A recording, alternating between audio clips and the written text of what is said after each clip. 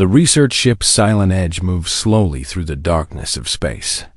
It was far from any planet, far from any star. Captain Ji-Won Han stood on the bridge and watched the endless black through the main window. She had been in space for 20 years. She had seen many strange things, but today would show her something new. "Captain," said the young officer at the scanner station, "we are picking up a signal. It is weak. Coming from the Kepler belt." Ji-Won turned her head. "What kind of signal?" "A distress call, ma'am." "But the language?" "I do not recognize it." Ji-Won walked to the scanner station and looked at the screen. The signal was old, maybe days old. Whatever had sent it might already be dead.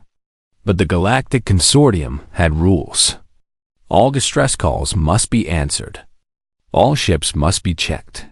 "Change course," Ji-Won ordered. "Take us to the signal." The Silent Edge turned and moved toward the source. It took 3 hours to reach it. When they arrived, everyone on the bridge went quiet. The ship was destroyed. Not just damaged, destroyed. It looked like something had torn it apart from the inside. Metal was bent outward. Hull pieces floated in the darkness like broken bones. Whatever had happened here was violent. "Life signs?" Ji-Won asked. The scanner officer checked his screen twice before answering. His face was pale. "Yes, Captain. 1. It is large. Very large." Ji-Won felt a cold feeling in her stomach. "How large?" 3 meters. Maybe more. "And Captain, the biological signature matches nothing in our database. This is a new species."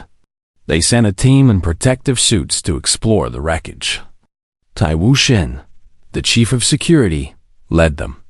He was a big man with a hard face and careful eyes. He had fought in 2 wars. He did not scare easily. But when he entered the broken ship, even he felt fear. The inside was worse than the outside. There was damage everywhere. Claw marks on the walls. Deep cuts in the metal floor. And at the center of the ship, in what was once a cargo hold, they found her. She was huge. Her body was covered in scales that looked like dark armor. Her claws were as long as a man's forearm. Her mouth was filled with teeth that could bite through steel. She was unconscious, lying in a pool of her own blood. But she was breathing. "What is it?" One of the team members whispered. Tai Wu knew. He had seen pictures in military briefings. Pictures that were classified. Pictures that gave soldiers nightmares. "It is a Vorn," he said quietly. "A Category 9 hostile. One of the most dangerous creatures in the galaxy. They should have killed it right there. The rules were clear. Vorn were to be destroyed on sight. They had no mercy. They had no fear. They killed everything they met." But Tai Wu looked at the creature and saw the wounds on her body. Something had attacked this ship. Something had hurt this Vorn badly. And she had fought to survive. There was something almost noble about that. "Sedate her," he ordered. "Heavy dose. We will bring her to the ship for study." It was a mistake. He knew it even as he said the words. But he said them anyway. They moved the Vorn to the cargo hold of the Silent Edge. They put her in a containment field, the strongest they had. Then the team went back to search the rest of the wreckage. That was when Dr. Yuna Park found them. Yuna was the ship's xenobiologist. She studied alien life. She was small and quiet with gentle hands and sharp eyes. When she heard about the Vorn, she was afraid like everyone else. But she was also curious. She went to the wreckage with the second team. She was searching a small room when she heard the sound. It was soft, weak. A tiny cry coming from behind a wall panel. Yuna stopped. She listened. The sound came again. She pulled the panel away. Behind it was a thermal compartment, still warm from the ship's dying power. And inside that compartment, she saw them. 3 cubs. Tiny things no bigger than cats. They had the same dark scales as their mother, but softer. Their eyes were closed. They were shaking from cold and hunger. Yuna's heart broke. She knew what she should do. She should report them. She should let security handle it. Vorn cubs were dangerous. Even at this age, they could kill. But she looked at them shaking in the cold, crying for a mother who could not come, and she could not leave them. She picked them up carefully, one by one. She wrapped them in her jacket. She held them against her chest to keep them warm. "It is okay," she whispered. "I have you. You are safe now." She brought them back to the Silent Edge. She did not take them to the containment area. She took them to the medical bay. Her assistant, Do-Yin Lee, was waiting there. He saw what she was carrying. His eyes went wide. "Dr. Park," he said, "those are Vorn cubs. You cannot bring them here." "They are babies," Yuna said firmly. "They are cold and hungry and scared. I will not put them in a cell. They could kill us. They are too small, too weak." She set them gently on a warming pad. "Help me feed them or leave." Do-Hyun looked at her. He looked at the cubs. The smallest one made a tiny sound, like a kitten mewing. He stayed. He helped Dot in the cargo hold below them. The mother Vorn slept in her cell. But her sleep was not peaceful. In her dreams, she was searching for something she had lost. Something precious. And slowly, very slowly, she began to wake. The first thing she felt was pain. It burned through her body like fire. Every muscle hurt. Every bone ached. She tried to move, but her limbs were heavy. So heavy. The second thing she felt was wrong. Something was missing. Something important. The emptiness in her chest was worse than any wound. Her cubs. Where were her cubs? The Vorn mother opened her eyes. She was not on her ship. She was in a metal room with cold walls and bright lights. Strange smells filled her nose. The smell of machines. The smell of chemicals. And underneath it all, the smell of other creatures. Prey creatures. Weak things that walked on two legs. She tried to stand. Her legs shook but held. She was 3 meters tall. Her scales were dark like the space between stars. Her claws could cut through almost anything. She looked around the room. There was no door. Only walls.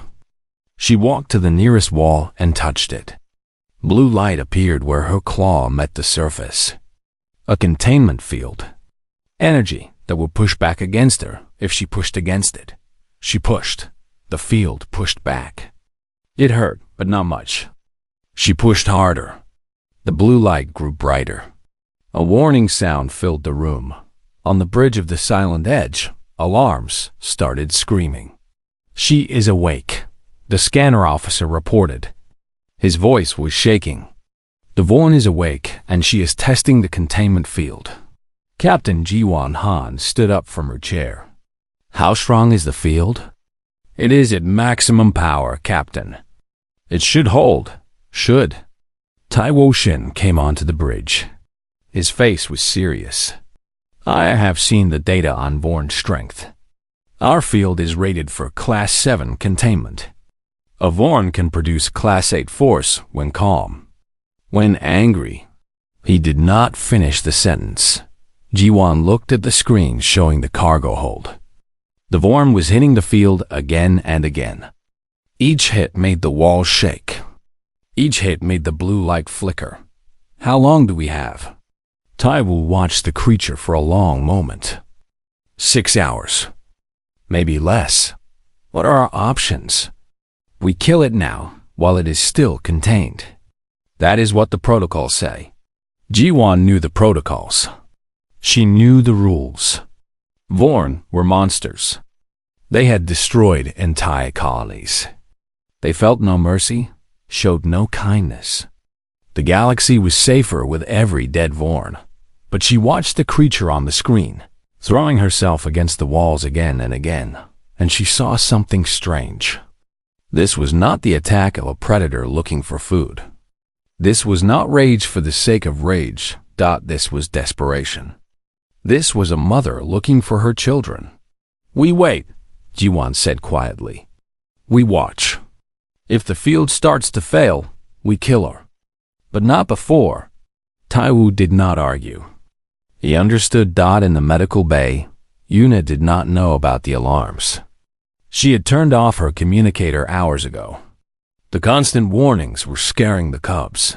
The 3 babies were doing better now. She had figured out how to make food for them. Vorn were meat eaters, but the cubs were too young for solid food. She mixed protein powder with warm water and added nutrients. It was not perfect, but they accepted it. The biggest cub was strong. He ate quickly and slept deeply. The middle cub was curious. She liked to look around the room with her small, dark eyes. But the smallest cub worried Yuna. She was tiny, even for a newborn. Her breathing was fast and shallow.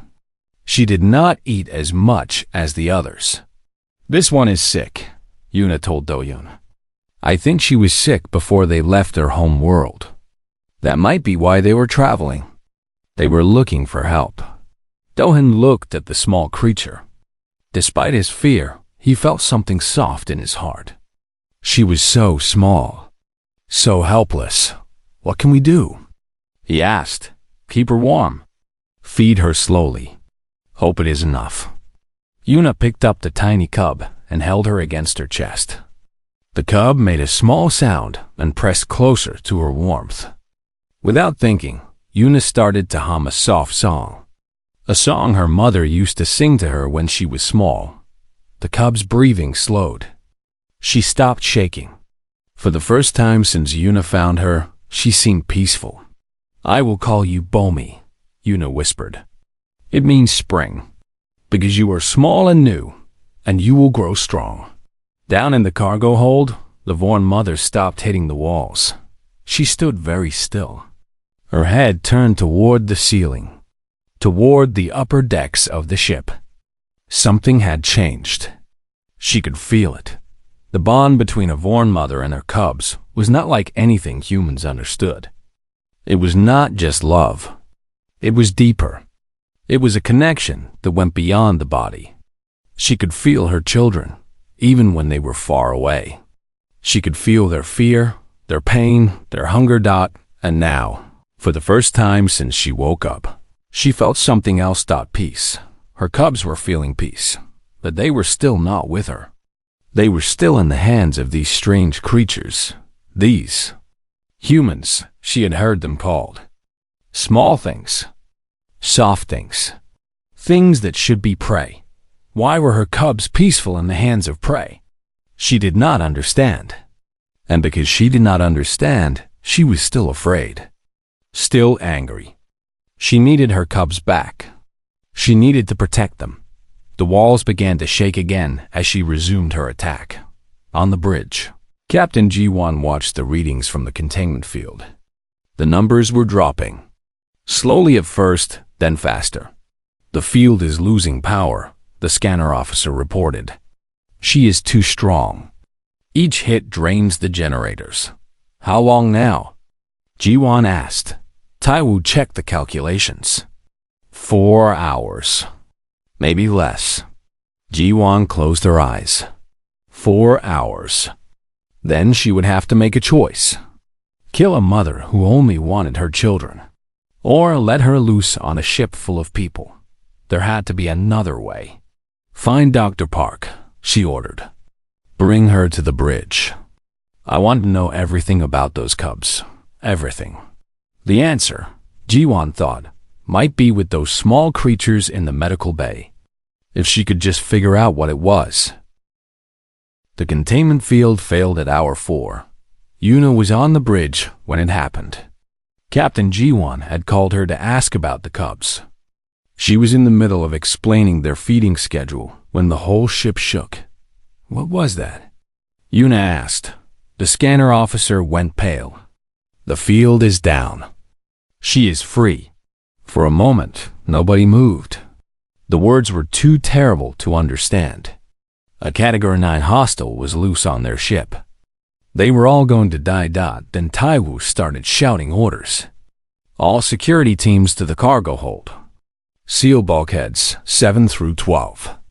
Everyone else, get to the bridge and lock down. The ship became chaos. Alarms screamed from every speaker. Red lights flashed in every corridor.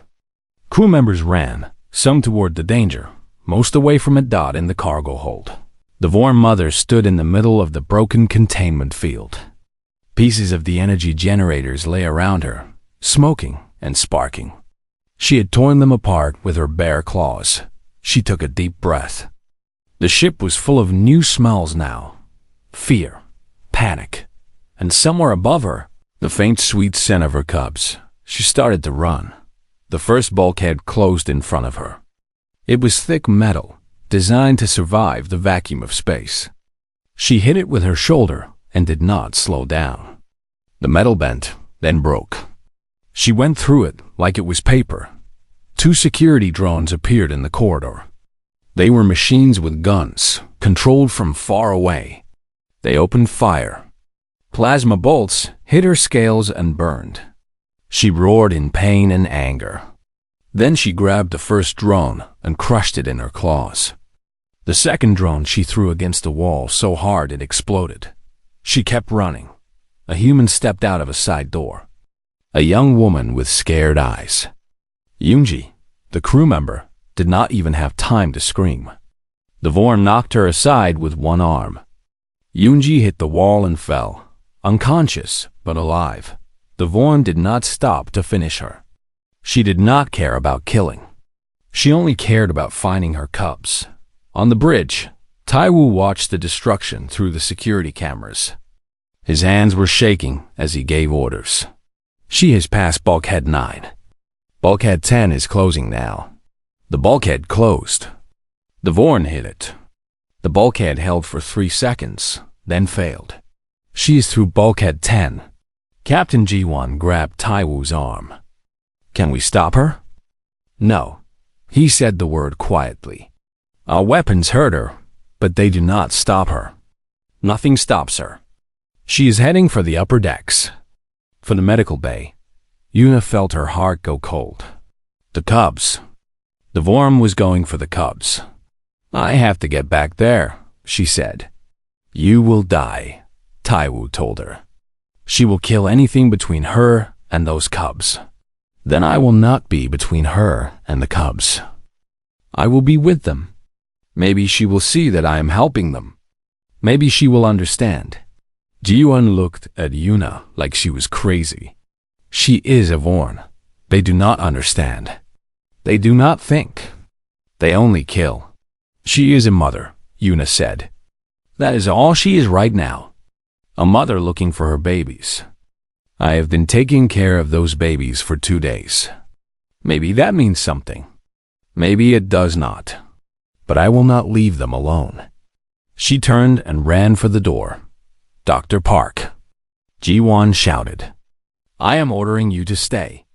But Yuna was already gone.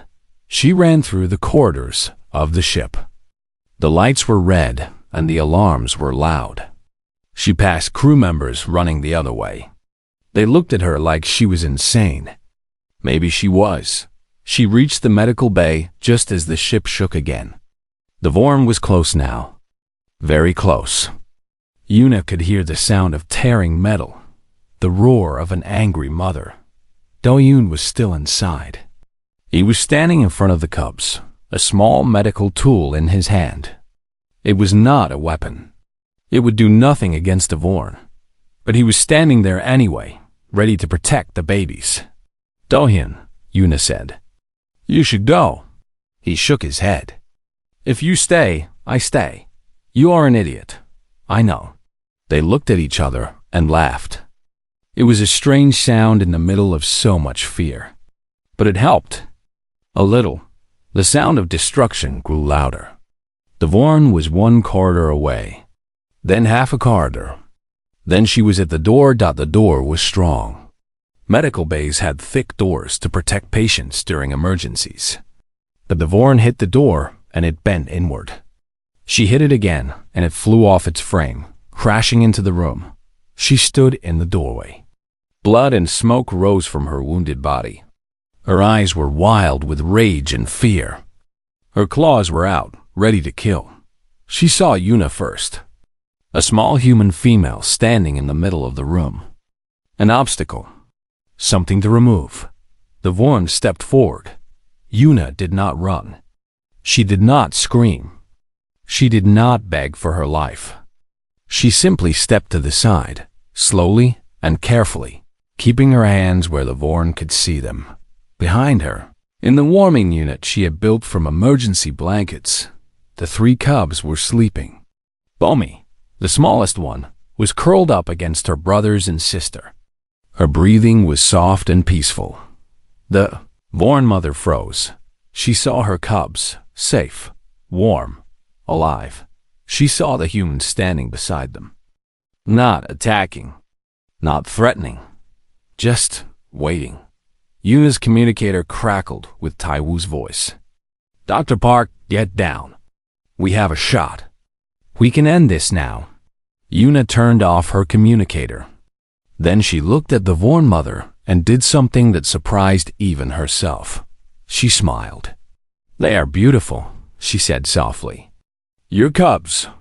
The small one was sick, but she's getting better now. "I named her Bomi. I hope you do not mind." The Vorn mother stared at her. For a long moment, nothing happened. Then, slowly, the killing rage began to leave her eyes. Time seemed to stop. The Vorn mother stood in the broken doorway. Behind her was a trail of destruction. Broken walls. Burned machines. The marks of her desperate journey through the ship. In front of her was something she did not understand. Her cubs were there. She could see them clearly now. They were lying in a nest of soft blankets, surrounded by warmth. Their small bodies rose and fell with peaceful breathing. They were not hurt. They were not scared. They were sleeping like they had not slept in days, and the human female was standing beside them. Not as a threat, not as an enemy, just standing, watching, waiting to see what would happen. Vorn Mother had killed many creatures in her life. She was born to hunt, born to fight. Her species had ruled their home world for thousands of years because nothing could stand against them. But she had also been a mother for only a few weeks. And in those weeks, she had learned something new. Something that had nothing to do with killing. She had learned fear, not fear of death. She did not fear death. She feared losing her cubs. When her ship was attacked and damaged, when she had to fight to keep her family alive, that fear had burned inside her like a star. It had given her strength to survive. Strength to keep fighting, even when her body was broken. That same fear had driven her through this ship.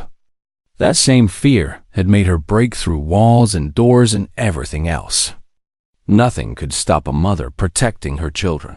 Nothing. But now, looking at her cubs safe and warm and peaceful, the fear began to change. It did not disappear. It would never disappear. But it became smaller. Quieter. She looked at the human female again. The creature was tiny, soft, no claws, no scales, no natural weapons at all. One swing of the Vorn's arm could kill her instantly. She knew this. She must know this, yet she was not afraid. Or if she was afraid, she did not show it. She stood with her hands open and her eyes calm. She looked at the Vorn mother the way one mother might look at another. "Your small one was very sick," the human said. Her voice was soft, gentle. She did not want to eat. I was worried about her. But she is stronger now. She ate twice today. The Vorn mother did not understand the words. Human language was strange to her. But she understood the tone. She understood the feeling behind it. This creature cared about her cubs. It made no sense. Humans were prey. Prey did not care for the children of predators. Prey ran away. Prey fought back. Prey died. Prey did not wrap your cubs in warm blankets and feed them and watch over them while you slept. The Vorn mother walked forward slowly. Each step was careful. She was not attacking. She was approaching Dot behind the overturned medical bed. Dohyun watched with wide eyes. His whole body was shaking. Every instinct told him to run. But Yuna had not run, so he stayed. The Vorn reached the warming unit. She lowered her massive head and sniffed each cub in turn. The biggest one, the curious middle one, and finally, tiny Bomi, the runt who should not have survived. Bomi stirred at her mother's touch. Her small eyes opened, and she made a sound. Not a cry of fear.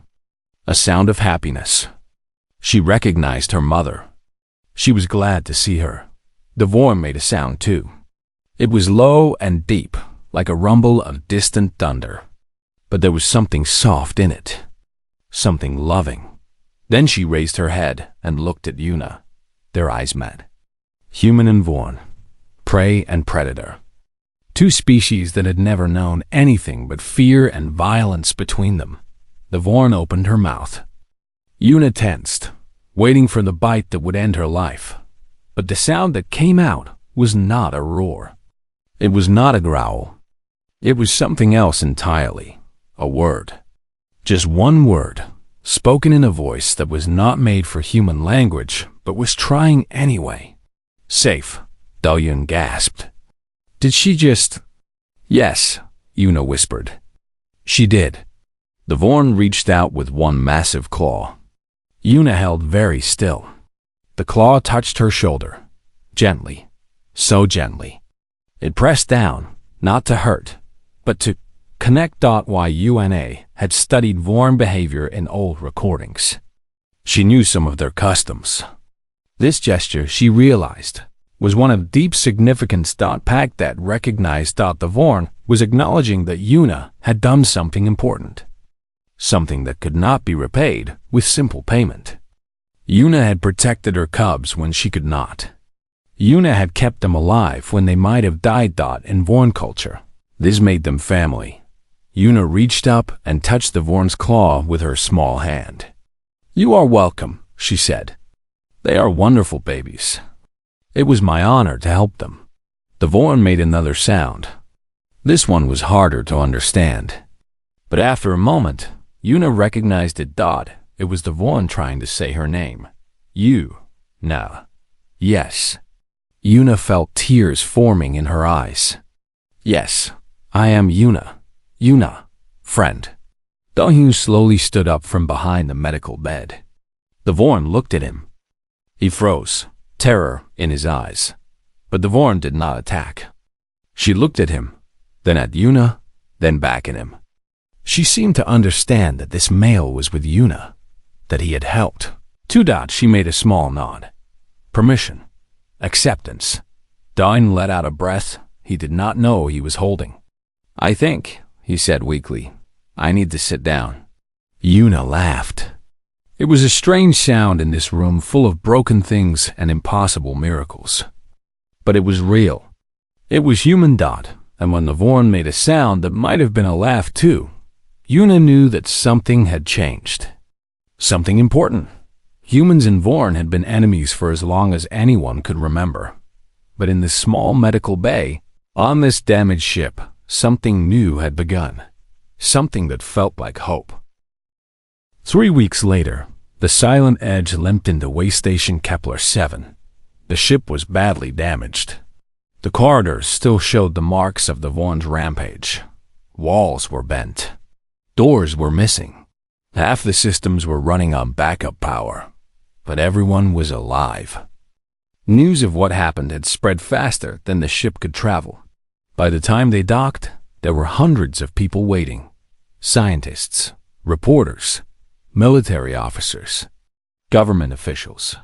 Everyone wanted to see the impossible thing that the Silent Edge was bringing home. A Vorn who did not kill.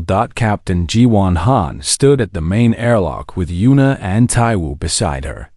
The Vorn mother stood behind them. her cubs resting against her chest in a carrying sling that Yuna had made. "Are you ready for this?" Jiwan asked. The Vorn, who Yuna had named Haniel, meaning sky, looked at the crowd beyond the airlock. So many small creatures. So much noise.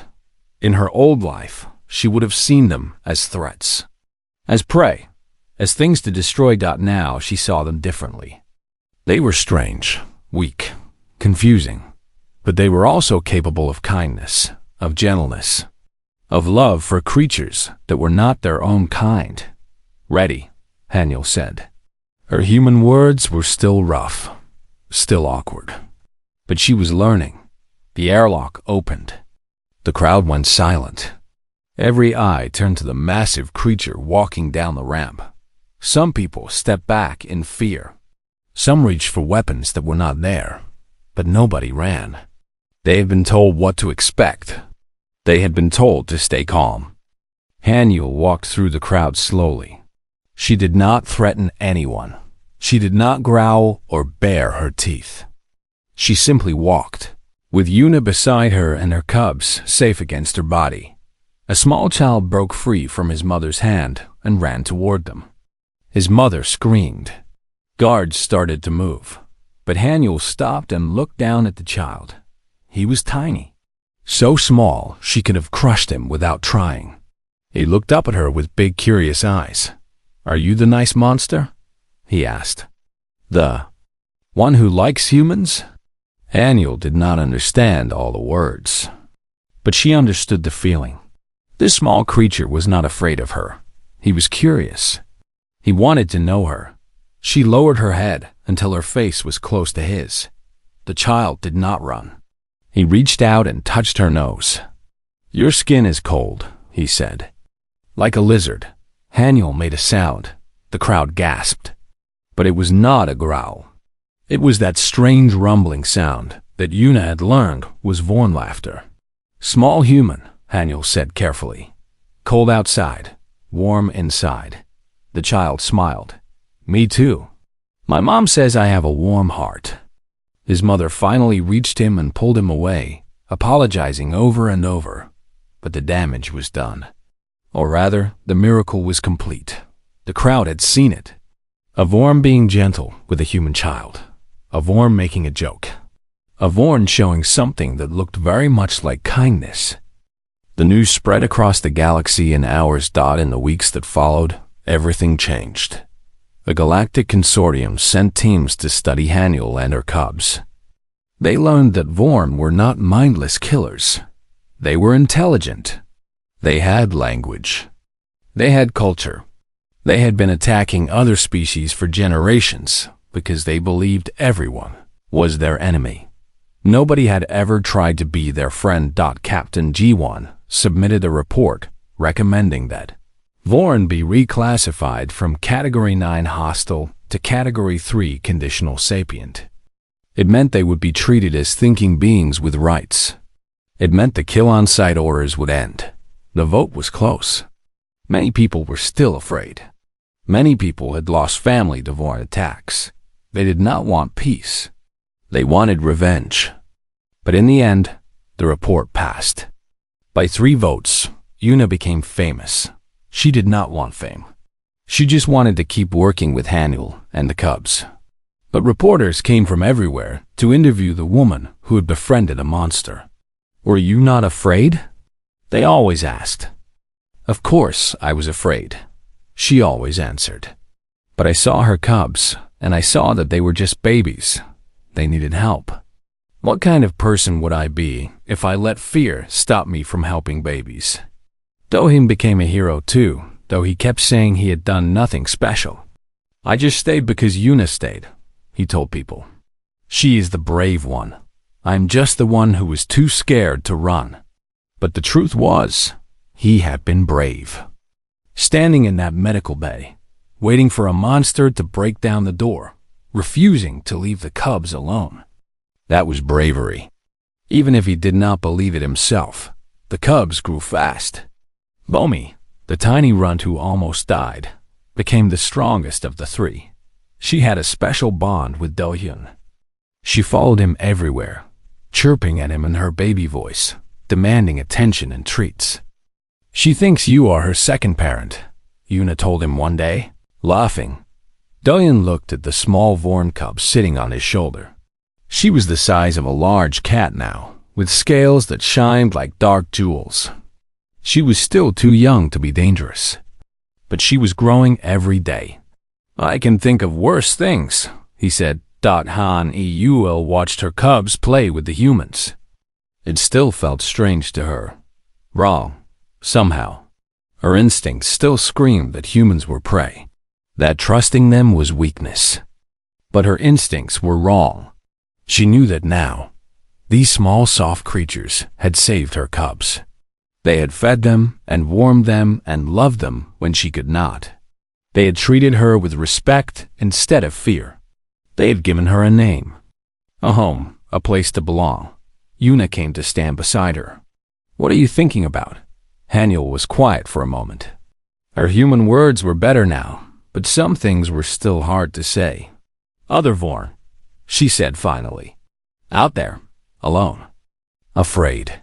Thinking everyone is enemy. Do you think we could find them? Help them like we helped you? Maybe. Will be hard. They will not trust. They will fight. But it is possible? Haniel looked at Yuna, this tiny human who had changed everything, who had shown her that the universe was bigger than fear and violence and death. Yes, Haniel said, is possible. Because of you. Yuna smiled and took Haniel's massive claw in her small hand. Because of us, she corrected. Both of us, together. In the galactic community's long history, many species had proven their worth through conquest, through technology, through power. Humans would prove theirs differently. They would prove it through kindness. And that, in the end, would change everything.